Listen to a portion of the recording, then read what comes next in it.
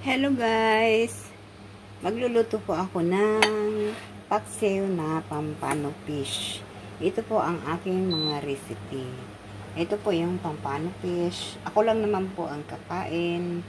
Kaya isa lang po. Malaki po yan. Tapos haluan ko po siya ng okra, lady finger.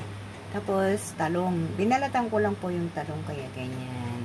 Tapos mayroon ako dito isang pirasong sili, ginger, at saka garlic. Tara na po guys. Start na po tayo. Simple lang po ang aking recipe.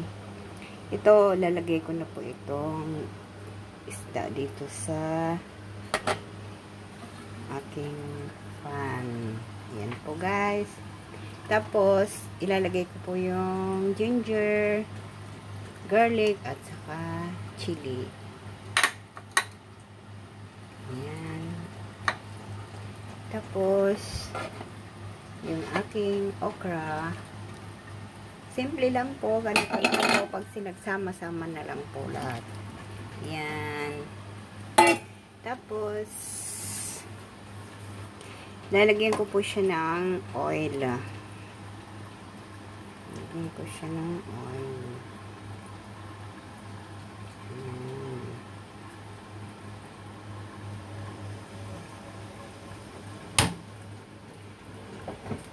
Tapos yung vinegar.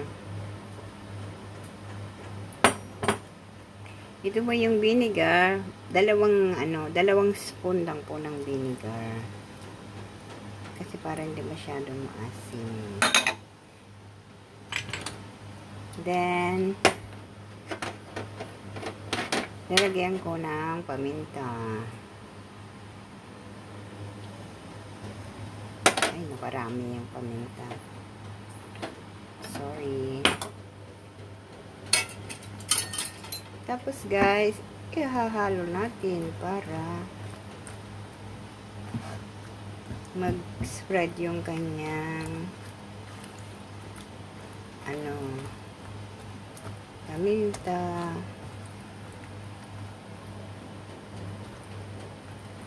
Mantika.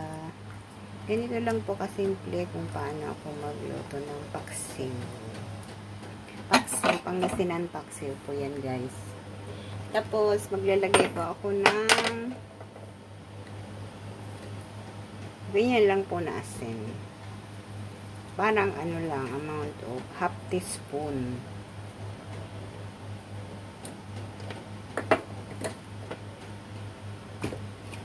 Then, chicken powder. Huwag masyadong marami. Para hindi tayo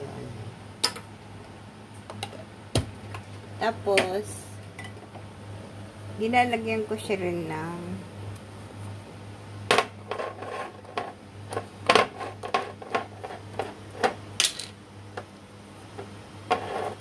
small amount of sugar. Para maglaban yung asin, asim, at saka yan. Parang half teaspoon lang din. So, ayan guys. Tapos, maglalagay ako ng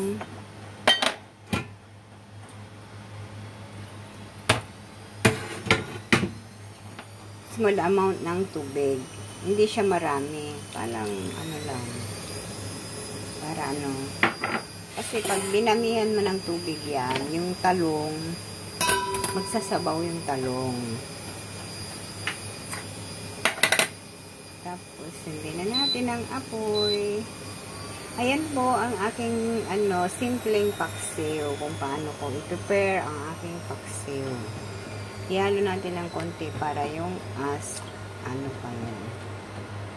yung asin at chicken powder. Nagmi-mix siya. Then, wait na lang natin na kumulo, guys. Ayan po, guys. Pag kumulo na yan po, set ko po ng 10 minutes.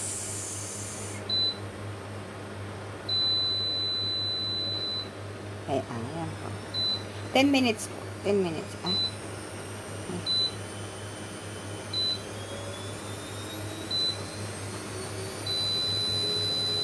6, 10. Ayan po guys. 10 minutes po. 10 minutes po for boiling. Ayan. Wait na lang po natin siyang kumulo ng 10 minutes. Matapos siyang 10 minutes na isinet ko. Ayan. Kumulo na. Bilis kumulo. Bilis kumulo guys. Yan lang po ang aking simpleng paksiw.